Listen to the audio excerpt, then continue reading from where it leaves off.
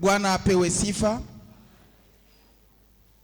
Ndio tuko naendelea na maneno ambapo tulianzishwa, mawazo ambapo tulipewa. Shina la msingi ilikuwa ni sababu ya upatanishi, kuambatana na Mungu, na balituambia kuna bifukuzio, kuna mashaba, na kisha tunapasha kutunza ama kulinda kule kuambatana ambapo tunaambatana na Kristo. Na shairi ya msingi iko katika ya barua ya Paulo mtume kwa Waefeso sura yake ya 3, bali tusomea ku 14 mpaka 19. Ni mule muko mawazo. Lakini barua ile ya Paulo mtume kwa Waefeso ni barua ambapo iko nasemezea sababu ya maisha ya Bukristu, namna kani tunaweza kutembea, namna kani tunaweza kutenda, namna kani tunaweza kuonekana kama Bakristo. Ni hiyo ambapo inatunga ile barua ya Paulo mtume kwa Waefeso. Maana yake iko nasemezea zaidi juu ya Bukristo. Njoo mule munakuya kule kuambatana, njoo mule munakuya kumtumikia Mungu, njoo mule munakuya na kutoa matunda kwa ajili ya Mungu. Na wakati tulichukua sauti, tulibeba sehemu mwa hiyo mawazo yote. Sehemu ile iko nasema kuambatana ambapo tuko naambatana na Mungu ni sababu ya kumtowea matunda. Na hiyo iko katika bifukuzio vile ambapo tulipewa kutoa matunda. Amen, amen. Nilifarijiwa sana wakati nisikia bamamba Asafa beko naimba, bana tafsiri mbele wimbo yabo. Asema mina mupenda juu aliniumba.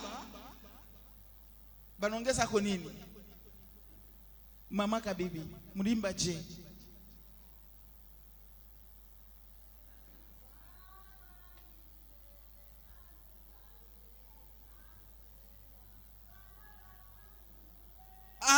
Ule aliniumba, mina mupenda, acha ni musifu, acha na mimi nimrudishie mapendo ile niko nayo.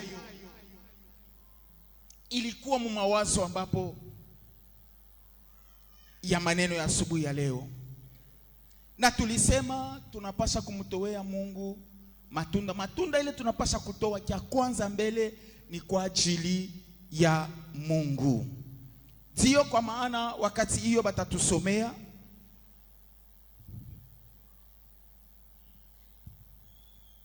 msomaji atachukua shairi ya kwanza,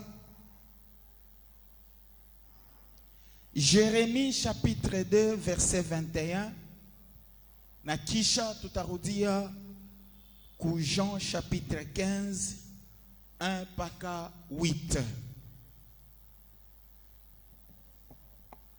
Jérémie chapitre 2, le verset 21, la Bible dit: Je t'avais planté comme une vigne excellente et du meilleur plan. Comment as-tu changé, dégénéré en une vigne étrangère? Nami nilikuwa nimekupanda mzabibu mwema sana, mbegu nzuri kabisa.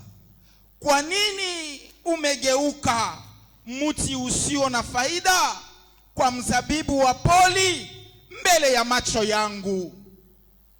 Jean chapitre 15 verset 1 mpaka 8. La Bible dit: Je suis le vrai cep et mon père est le vigneron. Tout sarment qui est en moi et qui ne porte pas de fruits, il les retranche.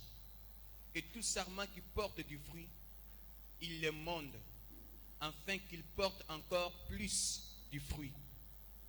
Déjà, vous êtes purs à cause de la parole que je vous ai annoncée.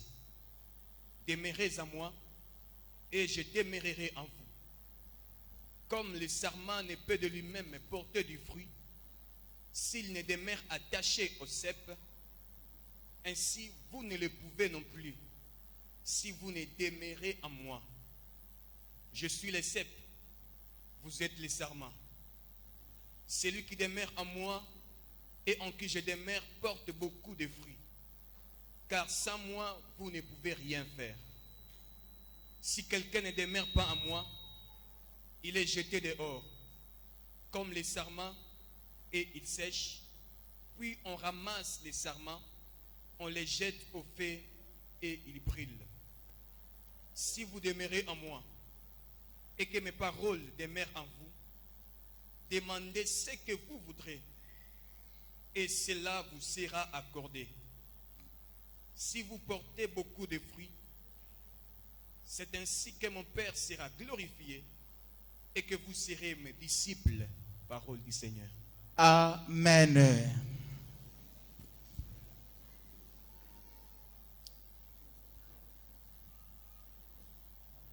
Nabii Yeremia mumawazo ya Mungu anasema, nilikupanda kama mzabibu na mbegu mzuri sana. Kwa nini unageuka kuya muti usiokuwa na mafaa?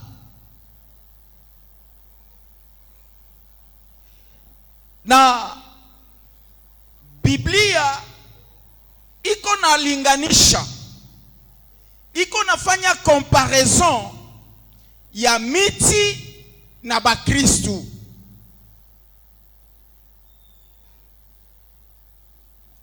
Muti tiye mukristu, na muti kuna kuwaka ula na ipandaka. Kama ulipanda muti ya embe na utaongojea ile muti ikutoweye maembe, hautaongojea kumuti ya maembe kutoke mapela.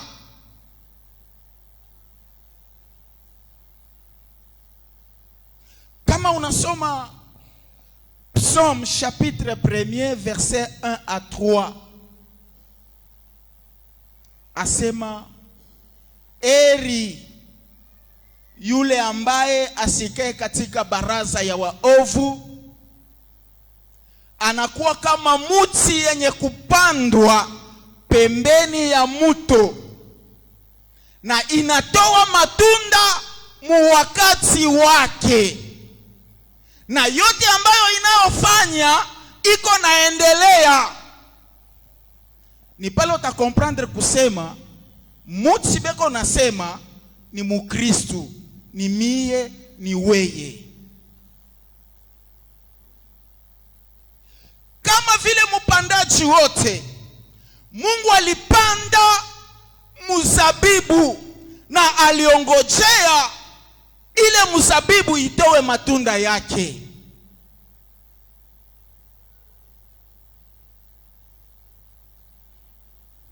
Vinya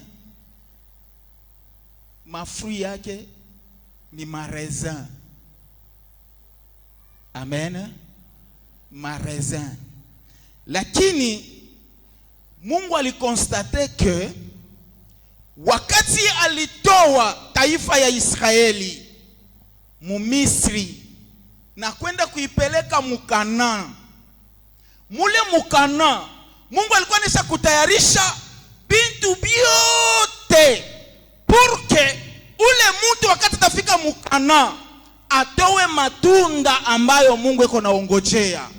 C'est pourquoi ile muji banasema mulikuwa maziwa na asali. Muji mbele ilikuwa mzuri kwa kuonekana. Seke taifa ya Israeli balipasha kufika ndani hiyo muji maisha yabo ilipasha kuwa ni matunda ya kumrudilia Mungu. Lakini Israeli anafika kule, anageuka, anajitafutia miungu, banaanza kuabudu miungu ingine. Ni huku Yeremia anasema, kwa nini unageuka kuwa mti usiokuwa na mafaa? Unatoa matunda ile haifai. Mercredi tulisema tunda ya kwanza ile ambayo tunapaswa kumtolea Mungu ni obeisance, utiifu tu. Ndani ya utiifu njo munakuya hivi vingine vyote tunaweza tukakutane nabyo. Alafu Bakristu leo tunakuya na confusion. Tuko na tamani zaidi zawadi kuliko kutoa matunda ya ile zawadi tulipokea. Amen, amen. Amen. Na mwa hiyo hadisi Bwana Yesu yuko nasema juu ya nini banabeba mfano paka ya mzabibu. Juu ya nini bakubeba mfano ya miti ingine. Mzabibu ni mti ambayo iko na symboliser fertilité. Mzabibu ni mti ambayo mwa hiyo wakati ya zamani ule alikuwa na shamba ya mizabibu, alikuwa mtajiri sana. Hata leo kama unaenda mu France, hata ku Israeli kwenyewe, ile ule iko na concession ya mavigne ni riche.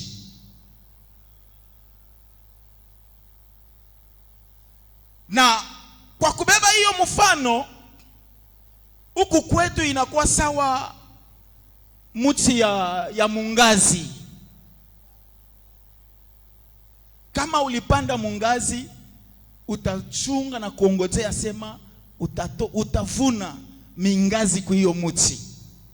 Lakini kuna kwa mingazi ingine kama inakomea aitowe mingazi, inatoa tumambeko tumoya hivi.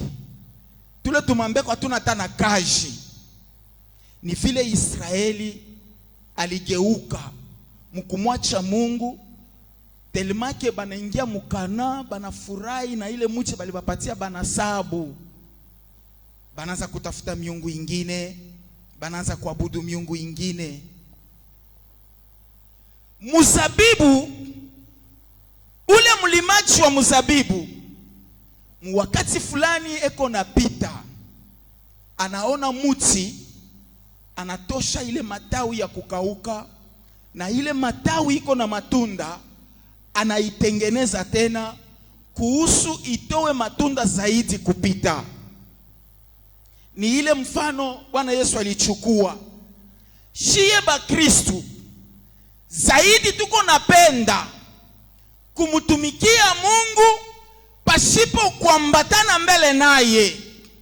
Ni kule mutaona mwimbaji kama anachelewa banamukataria kuimba, pale eko natoka eko nenda atasema bia mingi sana, ana mbele atashe, me yeye eko nafukuzia tu kumutumikia Mungu.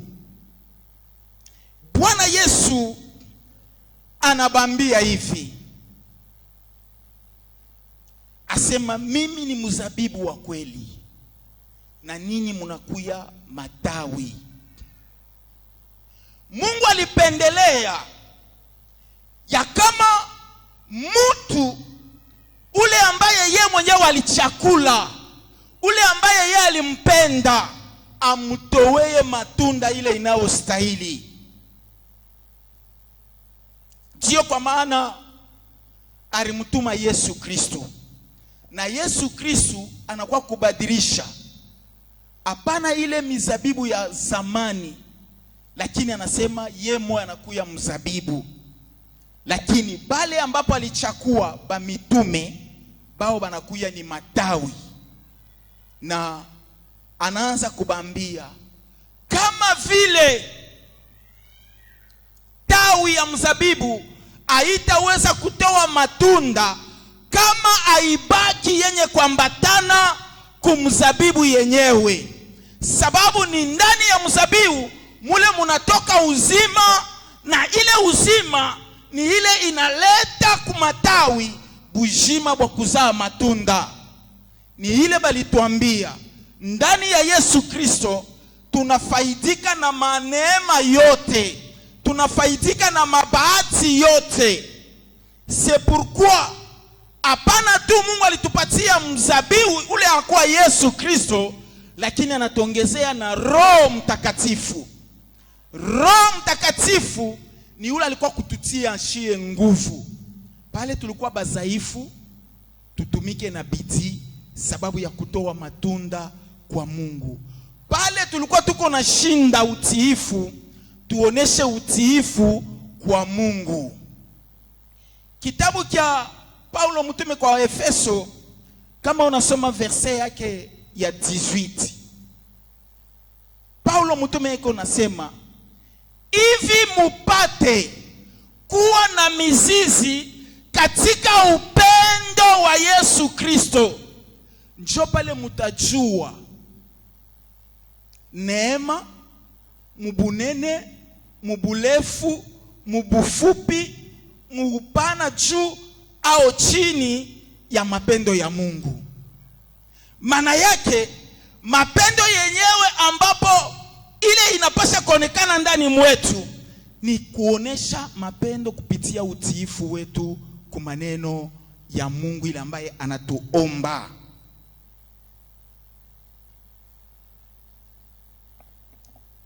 Shie ba Kristo,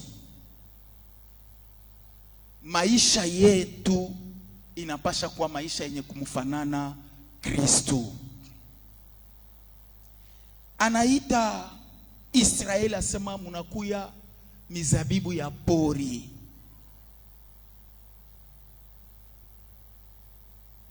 Mina kumbuka hata mu mashamba kama ulipanda nyanya, Samuel nyanya na geukaka inatoa bile wanaitaka sa bitoto bya benyewe.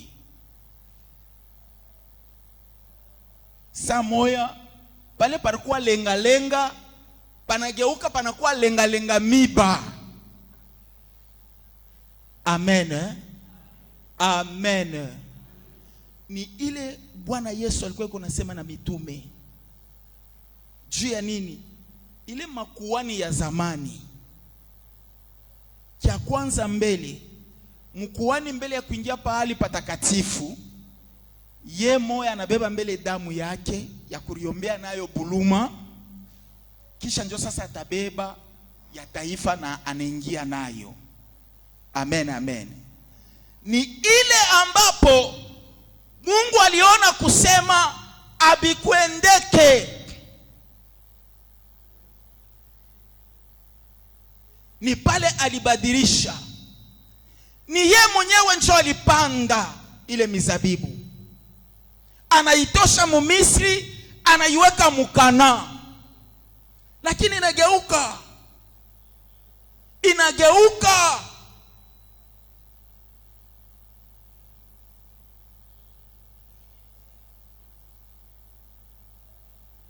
Unaotesha minji, lakini siku unakuwa kuangalia minji, hakuna minji. Kuna kuya bintu binafanana na minji.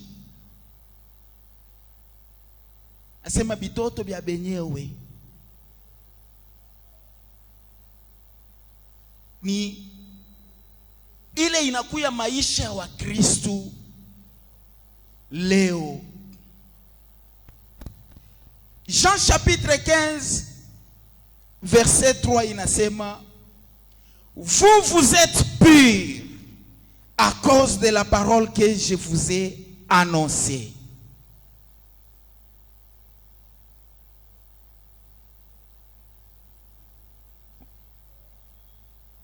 mulimaji wa mizabibu anafika kumuti, anaanza kuitaye, eko natosha bile bya bibaya na ile iko ya mzuri, anaibambisha ako tena na kamuchi, anaifunga na kankamba njui bake ya kunyoloka ipate kuzaa matunda tena. Me bakristu leo tuko na katala iyo neno ambapo iko na turandre pure, tunakatala, lakini tuko napenda kumtumikia Mungu paka vile tuiko.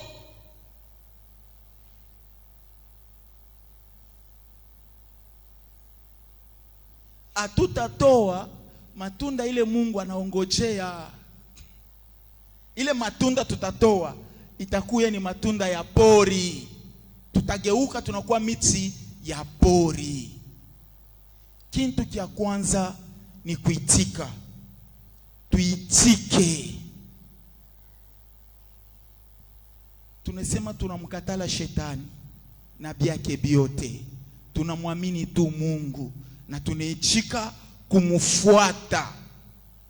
Amen. A partir ya pale bantu bobe ko napenda deja akuye mtumishi, akuye evangeliste, akuye prophète, akuye intercesseur, akuye mwimbaji, bado neno aiya mutengeneza.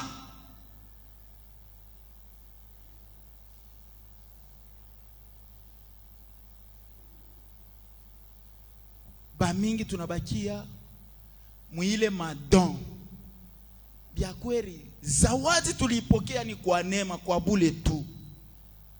Me zawadi ambayo tuko naipokea kwa Mungu, tuichike itowe matunda inayofaa kwa ajili ya Mungu.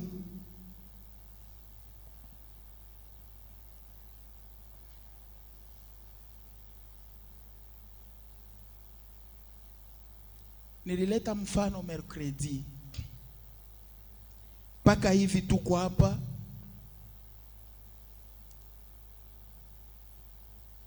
Banatuchunga, banatukomalisha. Mimi nisema tulikuwa tusheba wiri mie na mama Safi. Me hapa sasa tushakuya badisi. Tuko naendelea paka mwile neema ya Mungu.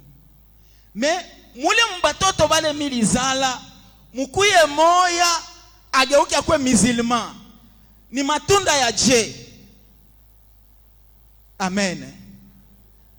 Mbatoto yangu mugeuke kwa moya akwe témoin de Jehova, ni matunda ya je.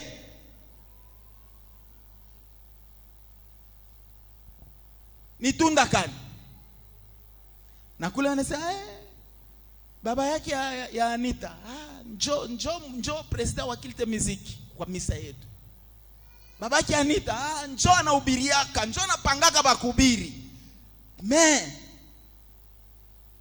Tunda ile neno ambapo ilinichonga, iyo neno ambapo ilinipatia nguvu na bujima, mimi nazaa matunda isiyofanana na mbegu kule ilitokea.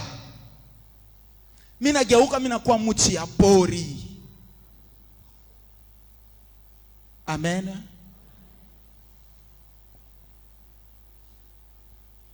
Ba mingi tulikucha, unaomba wanakupatia ndoa, Mungu anakubariki anakupatia tu mariage. Mais depuis ulipata mariage, saa ya kuimba inakuwa kiloko. Saa ya maombi inakuwa kiloko. Saa makaji njo tushiseme. Juu makaji njo iko natubeba. Utatoka hapa, unaenda unatumika kukipushi. Me kutoka mutrua kuya hapa, mvula iko wako na katala. Asema nilikupanda mzabiu na mbegu mzuri sana. Kwa nini unageuka?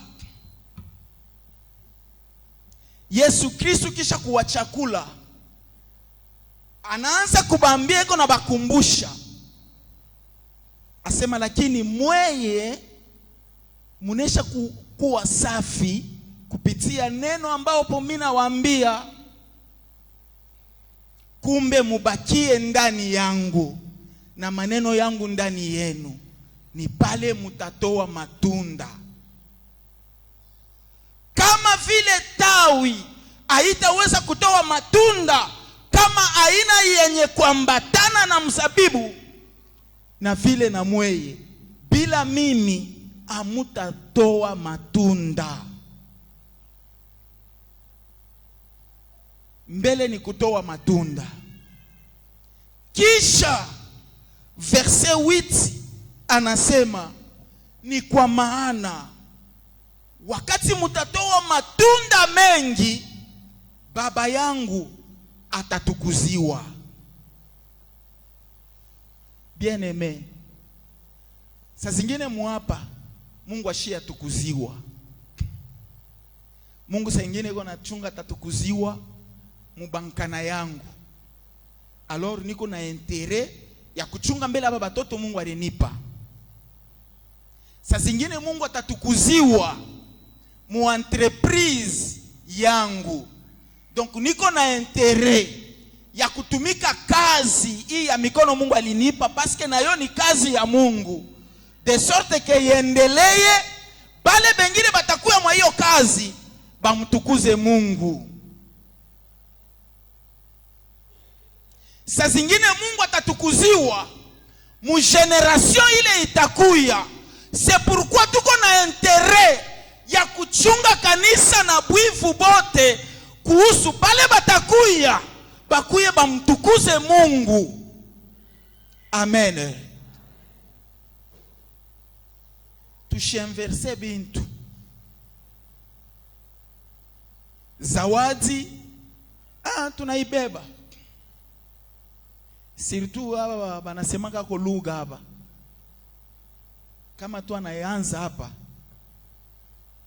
kunaishi me matunda yenye ya ile lugha ayonakane.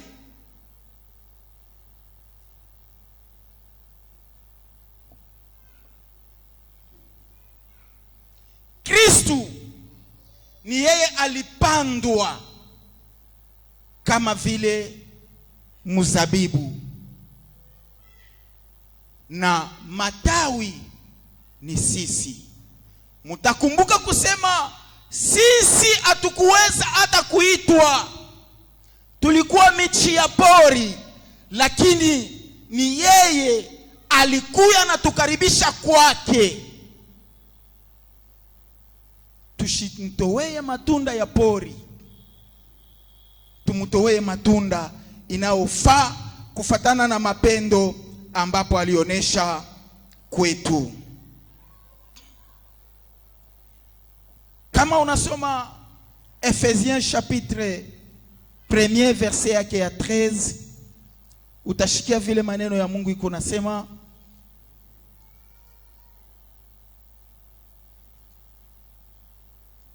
Ephésiens chapitre 1 verset 13.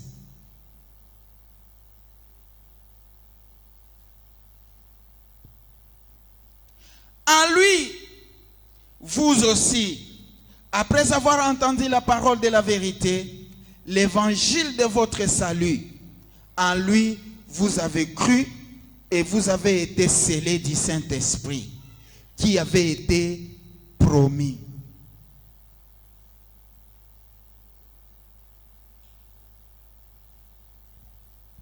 Kuambatana na Kristu, kubakia kwenye kuambatana na Mungu, mbele ni ndani ya Kristu, sababu ni kwake yeye tulimwaminia kupitia neno ambapo tuliipokea. Na hiyo neno ilituletea Roho Mtakatifu kama vile balituadia. Roho Mtakatifu ni yeye anatupatia nguvu. Njoo mwenyewe anatuachanisha na ile mizabibu ya zamani. Ile iligeuka inakuya miti ya pori.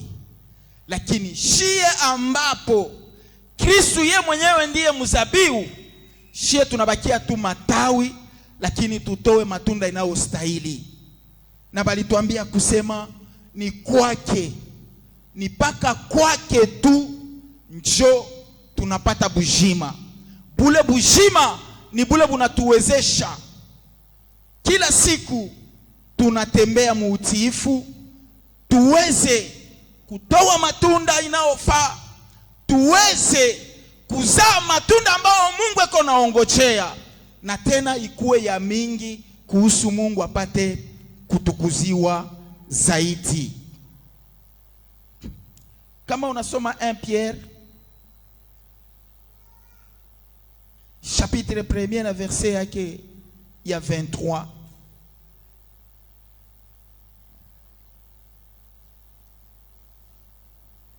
puisque vous avez été régénérés, non par une semence corruptible, mais par une semence incorruptible, par la parole vivante et permanente de Dieu. Tulifaniwa upya. Sisi tulikuwa michi ya pori, tunafaniwa upya kupitia mbegu isiyoharibika, lakini ni mbegu iliyo hai, na ile mbegu ni neno la Mungu yenyewe iko tayari saa yote na kila siku, haibadiliki. Ile neno tulipokea inabakia paka ile. Biblia inasema iko ndio na amina. Tulifaniwa upya. Tuoneshe mwenendo wetu, tuoneshe munamna yetu ya kuishi, tuonekane munamna yetu ya kumtumikia Mungu, ya kama tuko benye kuambatana naye, matunda ionekane. Je, ule muntu anisha kubeba mizizi mu mapendo ya Mungu atakosa mapendo?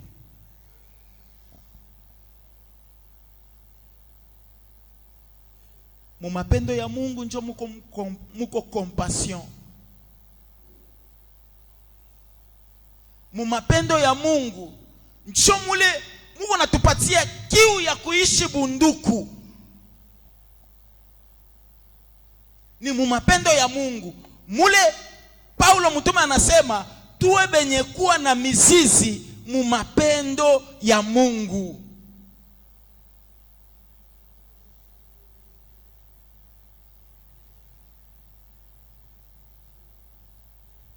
Tuitike neno la Mungu kututakasa, neno la Mungu kutuchonga, neno la Mungu kututengeneza.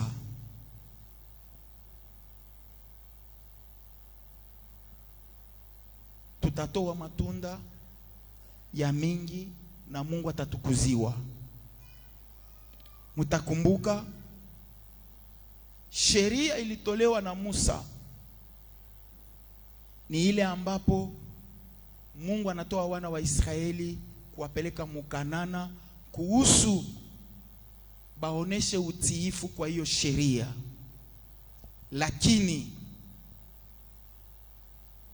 neema na ukweli ni ile inakuja na Bwana Yesu. Neema ni mule shie aba atukujua hata kusema siku imoja na mimi nitakuwa mimi nashimama niko na ubiri, lakini munema yake ukweli maana yake kile mimi kuya wakati nilikuwa ningali mule mukizazi haina njoo hiki niko leo. Amen. Hata kama unabeba foto yangu ya 1998 na leo bintu biwiri vya kuachana. C'est ça la vérité. C'est que neno ya Mungu isha kunichonga. Sa vile neno ya Mungu isha kunichonga, neema ile iko ndani ya Yesu inaisha kunipatia bujima. Mishina tena vile ule nilikuyaka. Meje mimi naweza kuichika kutoa ile matunda ya zamani, matunda ya maisha ya laana. Ni kile tunapasha kujua na kuelewa. Tunamaliza na Marc chapitre 12 verset 33. Batusomee.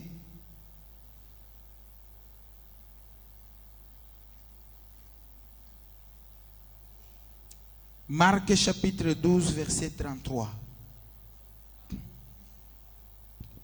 Le verset 33, la Bible dit: et que l'aimer de tout son cœur, de toute sa pensée, de toute son âme et de toute sa force, et aimer son prochain comme soi-même, c'est plus que tous les holocaustes et tous les sacrifices, parole du Seigneur. Amen. Kumupenda Mungu kwa moyo wako ote na kwa nguvu yako yote, na kumpenda jirani kama vile unavyojipenda mwenyewe, ile ni zaidi ya masadaka yote tunaweza tukatowe, na ni ile ambapo mkifupi iko naonesha utiifu. Ni ile ambapo iko naonesha utiifu, la soumission, l'obéissance kwa Mungu. Banaifupisha mwiyo maneno mbili. Kama unampenda Mungu, utakuwa mtiifu kwake. Na kama unampenda Mungu, utapenda taifa lake. Kama unapenda Mungu, utapenda kazi yake. Utapenda jirani kama vile unavyojipenda mwenyewe.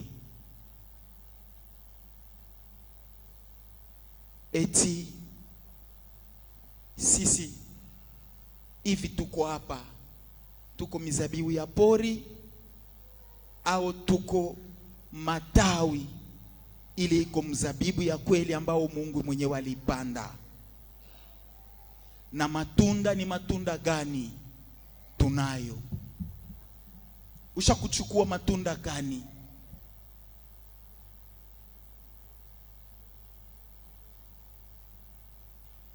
Au tunajikontante tu na zawadi, au tuko nafukuzia mazawadi ya Roho Mtakatifu, lakini matunda ibakie pembeni? Amen. Zawadi kama iko ndani, ni ile zawadi itakuwa iko natoa matunda, matunda itaonekana. Na ni kile Mungu alikuwa iko napenda. Sisi kama Wakristo pale baliichika kuchukua jina ya Kristo na kuishi na kutembea nayo, tutoe matunda na Mungu apate kutukuziwa kupitia matunda, sababu matunda itakuya mengi. Bwana abariki neno hiyo mjina la Yesu.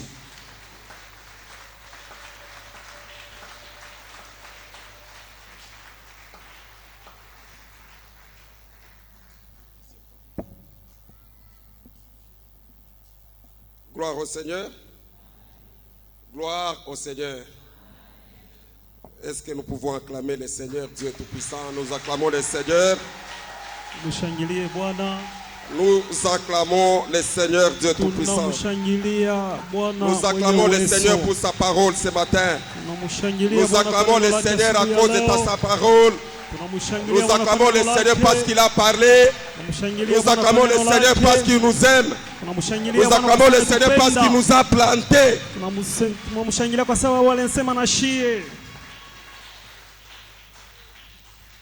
Soyez bénis. Que Dieu vous bénisse. Nous devons porter des fruits. Netatia tutoe matunda. Tout le monde doit porter des fruits. Sisi wote tunahitajia kutoa matunda. Sans exception aucune. Bila kutosha kwa mtu hata moja. En ce qui concerne porter des fruits, nous tous nous devons porter des fruits. Kuile naangalilia kutoa matunda, sisi wote tunahitajia tutoe matunda. Et les fruits dignes. Matunda yenye inastahili. Les fruits dignes de la repentance. Matunda yenye inastahili kitubio. Les fruits attendus par Dieu. Matunda ambayo Mungu anaongojea. Gloire au Seigneur. Sifa kwa Bwana. Frère, quand lisez-nous Marc chapitre 11 verset 13 à 14. Tusomee kwa kitabu cha Marko sura yake ya 11 mstari ya 13 mpaka 14. 13 à 14, la Bible dit: apercevant de loin un figuier qui avait des feuilles. Oui. Il alla voir s'il y trouvait quelque chose. Jésus alla voir Yesu akaenda kuangalia s'il y avait des fruits. kama kulikuwa matunda. Et s'en étant approché, il ne trouva que des feuilles. Quand Jésus va s'approcher de nous, Wakati Yesu atatukaribia, qu'est-ce qu'il va trouver? nini atakutanisha? Quand Jésus s'approche de ta vie, Wakati Yesu atakaribia mu maisha yako, qu'est-ce qu'il va trouver dans ta vie? nini atakutanisha mu maisha yako? Lisez, frère. Soma ndugu. Car ce n'était pas la saison des figues. Oui. Prenant alors la parole, Il lui dit: que jamais personne ne mange de ton fruit. Et ses disciples l'entendirent, parole du Seigneur.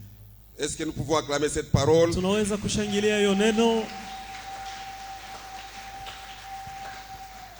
Ce que Jésus veut trouver en nous, Ile Yesu anapenda kukutanisha kwetu ce sont des fruits. ni matunda. La Bible dit, Biblia inasema quand il passait wakati alikuwa anapita de loin, mbali, il espéra qu'il y avait des fruits. anatumania kusa kulikuwa matunda, Mais il y avait des feuillages. lakini kulikuwa majani. Gloire au Seigneur. Sifa kwa Il y Bwana. avait des beaux feuillages. Kulikuwa majani ya mzuri. Et c'est comme ça que nous couvrons notre vie de feuillages. Sho vile tunakuwa tukifunika maisha yetu na majani ya Nous mzuri. donnons l'apparence Tuko naonekana de loin. mbali. Nous donnons l'apparence de ceux-là qui servent le Seigneur. Tuko naonekana bantu wale beko na mtu mwingine. Mais quand Jésus s'approche, Wakati Bwana anakaribia, quand Jésus approche, wakati Bwana il n'y anakaribia, a aucun fruit. hakuna tatunda moya. Il n'y a aucun fruit. Hakuna tatunda moya. Jésus veut trouver des fruits. Yesu anapenda kukutanisha matunda. Et les feuillages, c'est l'apparence. Majani ni ile iko naonekana. Ce n'est pas, il n'a pas besoin de porter la soutane. Haitajie kuonekanisha tu Il bule. n'a pas besoin de s'habiller bien. Haitajie tu kuvala mzuri, Il n'a pas hapana. besoin de porter la Bible. Haitajie paka kubeba Il Biblia, n'a pas hapana. besoin de porter une croix. Haitajie kuvala msalaba, hapana. Hapana. Ce n'est pas de l'apparence. Ile haina maneno ya Mais les kuonekana. fruits dignes, Lakini matunda yenyewe les yanastahili. fruits qui sont dignes de repentance, Matunda ambayo yanastahili juu ya c'est que kitubio. Jésus attend. Ile ambayo Yesu Ce n'est anaongojea. pas que nous donnons l'apparence. Haina kusema tu tutaanza Ce kuonekanika. n'est pas pour moi le fait de danser. Haina namna ya shi Ce n'est kucheza. pas pour moi le fait de chanter. Haina tu namna yangu Ce ya n'est pas pour moi kuimba. le fait de prêcher. Haina ta namna ya Ce n'est pas pour mikuhubiri. moi le fait de faire quoi que ce soit. Haina namna ya kufanya Mais kitu les fruits yoyote. à moi, Lakini matunda ndani les fruits qui yangu. sont dignes. Matunda yenyewe La yanastahili. Bible dit, Biblia inasema Jésus a de l'espérance. Yesu na matumaini. Il a de l'espérance. Kuna matumaini. Mais quand il s'approche, Wakati anakaribia, il se rend compte anatambua kusema que nous ne portons pas de fruits. atutoe matunda. Gloire au Seigneur. Sifa kwa Bwana. Que Jésus ne soit pas déçu Yesu asifadhaike de ta vie. juu ya maisha yako. Beaucoup de gens veulent. Français, frère Claude, on dit il faut paraître et non apparaître. Il faut, oui, c'est ce que je cherchais. Inahitajia kuwa hapo kuliko Il faut kuonekana. être. Inahitajia kuwa hapo. Mais nous apparaissons. Sisi tuko napenda tuonekane. Il faut être. Inahitajia kuwa hapo. Quand les gens nous voient, Wakati bantu wanetona, ils pensent que nous sommes. beko natambua kusema tuko, Mais nous ne sommes pas. lakini hatuna hapo. Sois ce que tu dois être. Kuya kile unahitajia kuwa. Il faut être. Inahitajia kuwa hapo. Sois chrétien au nom de Jésus. Kuya Mkristo mchina la Sois Yesu. chrétien au nom de Jésus. Kuya Mkristo mchina la Produis les Yesu. fruits au nom de Jésus. Toa matunda mchina la Il faut Yesu. être. Inahitajia kuwa Ce que tu es. kile wiko. Il faut l'être. Inahitajia Il uwe. faut être. Inahitajia uwe. Gloire au Seigneur. Sifa kwa Bwana. Gloire au Seigneur. Sifa kwa Bwana. Nous quittons l'apparence. Tutoke mu maneno ya kuonekana Nous tu. devons quitter l'apparence. Tutoke mu maneno ya kuonekana. C'est lui qui porte des fruits. Ule konatoa matunda. Il obéit à Dieu. Eko mutiifu kwa Mungu. Et chaque fois que nous devons porter des fruits, Wakati yote tutatoa matunda. l'arbre qui portait des fruits là, Iyo muti ilikuwa natoa matunda. les feuilles plutôt, Ilikuwa na majani. apparaissaient, Ilikuwa kunaonekana. mais n'étaient pas. Lakini haikukue. Autre chose, ce sont les justifications, Kitu ingine ni kupenda kujitetea. les excuses. Kujitetea. Il y a un monsieur, Kuna mtu moya. il est avocat, Yeye ni mtetezi. il était chargé de